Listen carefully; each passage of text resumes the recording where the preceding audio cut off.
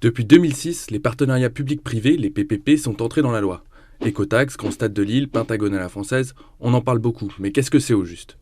La plus grande part des PPP concerne le secteur du bâtiment, et plus particulièrement les grands ouvrages. Les grands groupes, Bouygues, Vinci et FH, se partagent plus de 90% de ces contrats. Dans les faits, une collectivité demande à une entreprise de construire, disons, un stade. Elle s'engage à verser un loyer pendant une vingtaine d'années, et à la fin de cette période, elle obtiendra l'entière propriété du bien. De son côté, l'entreprise se charge de la réalisation, de la maintenance et de l'exploitation du bien. C'est comme ça qu'un groupe comme Vinci est devenu directeur de salle de spectacle, en plus de constructeur de ponts. Il y a plusieurs avantages à passer par un PPP. Tout d'abord, la collectivité ne s'occupe de rien. Elle ne va pas voir les banques pour financer le projet, elle ne supervise pas le chantier et elle n'exploite pas le bien. Elle verse simplement un loyer pendant une vingtaine d'années.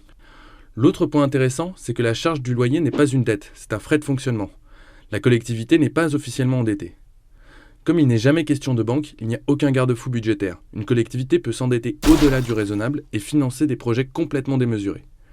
Côté prix, forcément c'est plus cher.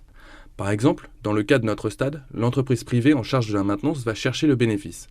Elle va facturer 1 million d'euros alors que ça lui aura coûté moins cher. En fin de compte, pour une collectivité, passer par un PPP, c'est à la fois plus confortable, mais c'est surtout un moyen de s'affranchir de certaines règles budgétaires.